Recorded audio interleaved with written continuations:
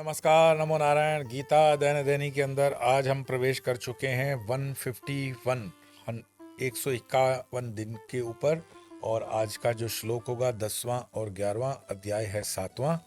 और 7वें अध्याय का आपने जो शीर्षक है वो है ज्ञान और विज्ञान योग। बहुत सुंदर और महत्वपूर्ण श्लोक हैं। आइए इनका आज हम पाठ करते हैं।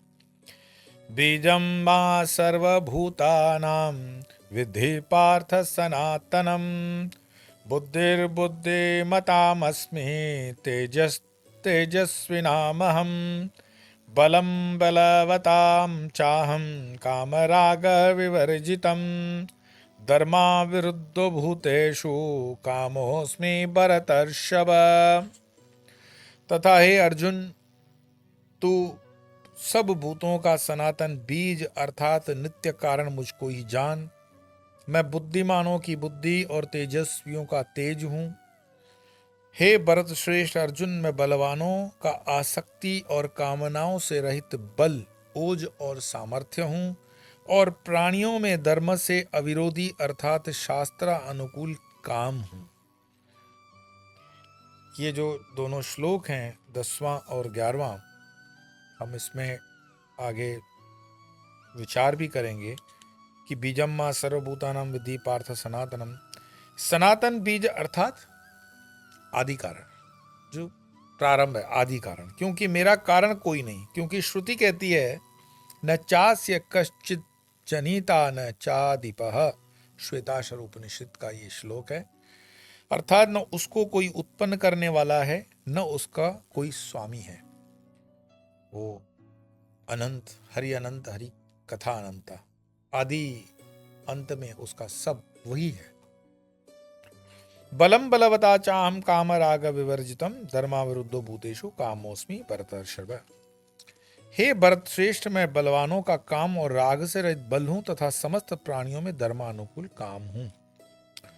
काम राग से रहित बल अर्थात स्वार्थ बुद्धि से रहित बल या योग्यता। जैसे मालवीय जी आदि की योग्यता अथवा उन महापुरुषों की शक्ति जो सब प्रकार की सिद्धियां होने पर भी भिक्षा मांगकर खाते हैं। धर्मानुकूल काम, स्वभार्या में ऋतुगमन भी मेरा ही स्वरूप है। काम के समान ही धर्मानुकूल क्रोध, लोभ, मोहादि भी समझने चाहिए। अतः धर्मानुकूल होने पर संतानोत्पादन, अर्थोपार्जन और युद्धादि भी मेरी ही उपासना है, यदि उनमें स्वार्थ बुद्धि न हो। बहुत महत्वपूर्ण श्लोक।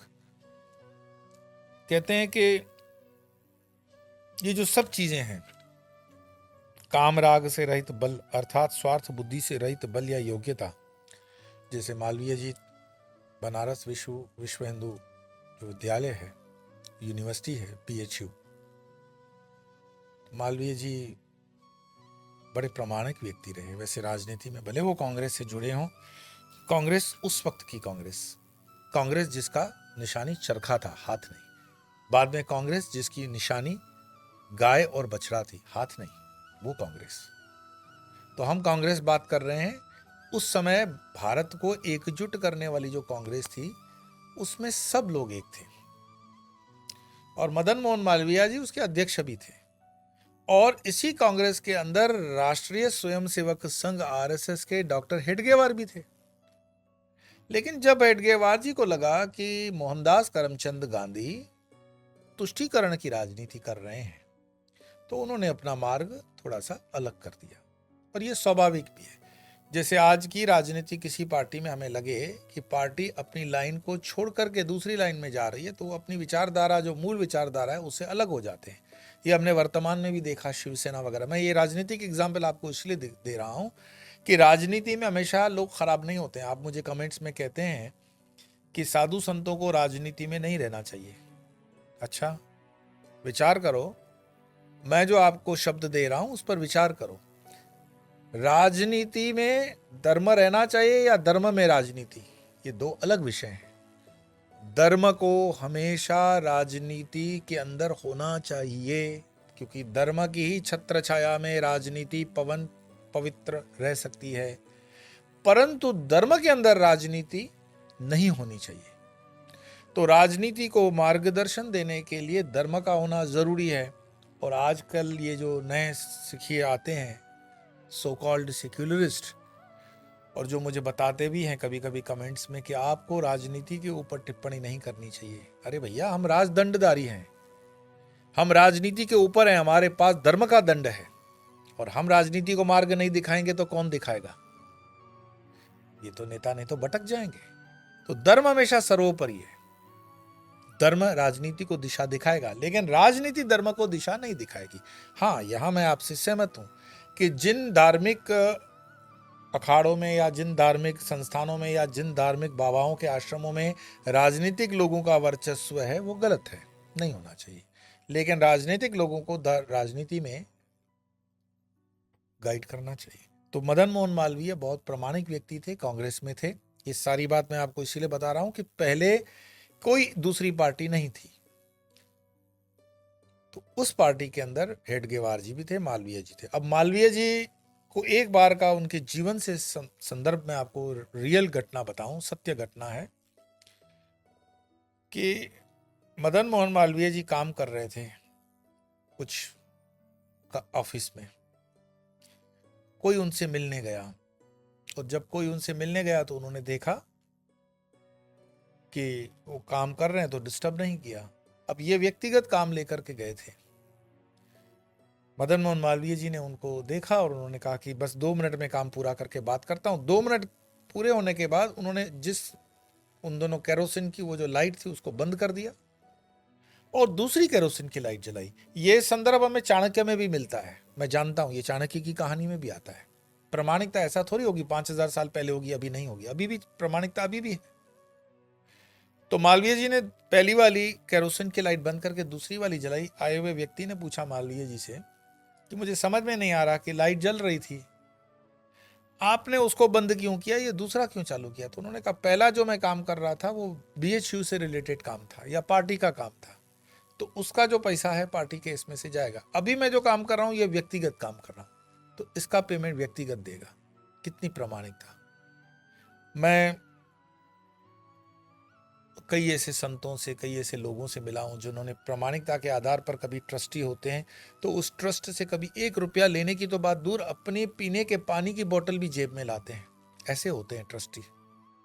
ट्रस्टी ऐसे थोड़ी होते हैं कि भाई 50 फ्री की पासेस कर दो मंदिरों में, मेरे वीआईपी दोस्त आ रहे हैं, प्रसाद के टोकरे जरा 2 पहुंचा देना, घी जो चढ़ा हुआ है वो घर पे आ देना, गौशाला है तो उसका दूध मेरे घर पे डाल देना। हमने देखा है मंदिरों के ट्रस्टी कैसे होते हैं। तो गौशाला है तो उसका दूध ले रहे हैं, खेत है तो उसका जीरा वगैरह ले रहे हैं, शादी का हॉल अगर मंदिर की प्रॉपर्टी में आता है तो उसमें फ्री में और डिस्काउंट में शादियां करवा रहे हैं। ये वो ट्रस्टी हैं। और हमारे गुरुदेव कहते थे कि ये जो पुट्ठे देखते हो ना तुम, पुट्ठे मतलब नंदी मंदिर के बाहर, तो ये नंदी जो तुम देखते हो ये नंदी व्यर्थ नहीं है। हर आश्रम में ऐसा एक नंदी होता है मिनिमम। बड़े आश्रमों में नंदी होते हैं, वो 2 पैरों वाले होते हैं। आप देखोगे उनका कोई कामकाज नहीं होता है, खाते रहते हैं, पीते रहते हैं, जीवन निकल जाता है उसका। उनको भी पता नहीं वो मंदिर में क्यों पड़े हुए, मठों में क्यों पड़े हुए। ऐसे हैं, गुरुदेव के साथ थे तो हमें कई ऐसे अनुभव वो बताते थे कि ये नंदी होते हैं। और ये कर्म के आधार पर कहो, ये विषय हम विषयांतर हो जाएगा। तो काम राग से रहित बल अर्थात स्वार्थ बुद्धि से रहित बल की योग्यता, जैसे मालवीय जी के हमने उदाहरण दिए। मालवीय जी का दूसरा उदाहरण है कि हैदराबाद निजाम के पास हो गए। हैदराबाद निजाम उस समय बहुत पैसे वाले थे, उनकी तूती बचती थी दुनिया में। अगर उस समय हैदराबाद अलग पड़ जाता तो, अलग देश बन जाता तो शायद विश्व का 4था-5वां देश बढ़िया धनाढ़ बन जाता।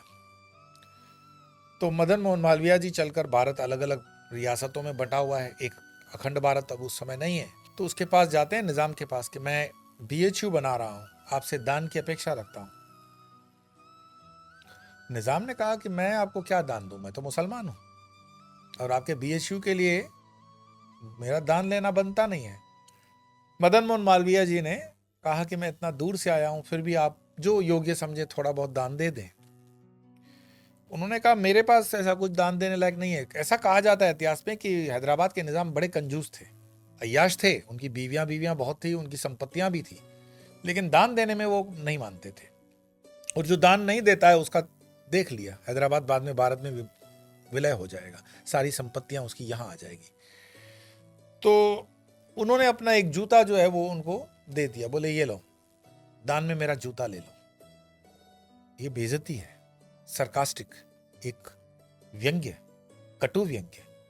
लेकिन जिनके पास धैर्य होता है, अध्यात्म होता है, वो अपनी परिस्थितियों को बदलना भी सीखते हैं। मदन मोहन मालवीय जी ने वो जूता लिया, उनको कहा बहुत बहुत धन्यवाद, जो आप नहीं दे सके वो जूता देगा। निजाम ने सोचा अब जूता कैसे पैसे देगा। अगले दिन तो मदन मोहन मालवीय हैदराबाद की गलियों में आ गए और बोले देखो भाई, निजाम का ये जूता है, जिसको खरीदना है बोनी लगाओ। ये निजाम का जूता है, ये दान में है, जिसको जो बोनी लगानी है लगाओ। और लोग इकट्ठे हो गए। सिपाहियों ने जाके निजाम को बताया कि आपके जूते की नीलामी हो रही है। बोले कौन? बोले मदन मोहन मालवीय। अरे बोले बुला लो बुला लो। फिर वापस से उनको सॉरी बोला, क्षमा करो भाई। तो बुद्धिमान से, जो परमात्मा से जुड़ा हुआ है, उस व्यक्ति से कभी पंगा, कहते हैं ना, नहीं लेना चाहिए। तो योग्यता की बात हुई, धर्मानुकूल काम हो गया। और ये बताते हैं भगवान कृष्ण कि ये सब संतानोत्पन्न, अर्थोपार्जन, युद्धादि मेरी उपासना है, यदि उनमें स्वार्थ की बुद्धि ना हो। तुम जो भी कार्य करो उसमें स्वार्थ की बुद्धि ना रखते, परमार्थ की बुद्धि रखो, सब परमात्मा के लिए हो जाएगा। तो आइए आज 2 श्लोकों का पाठ करते हैं, फिर वाणी को विराम देंगे। बीजं वा सर्वभूतानां विद्धि पार्थ सनातनम, बुद्धिर्बुद्धिर्मतामस्मि, तेजस्तेजस्विनामहं, बलं बलवता चाहं, कामराग विवर्जितं, धर्माविरुद्धो भूतेषु, कामोऽस्मि भरतर्षभ। आज इतना ही, कल फिर मिलेंगे, तब तक के लिए नमो नारायण।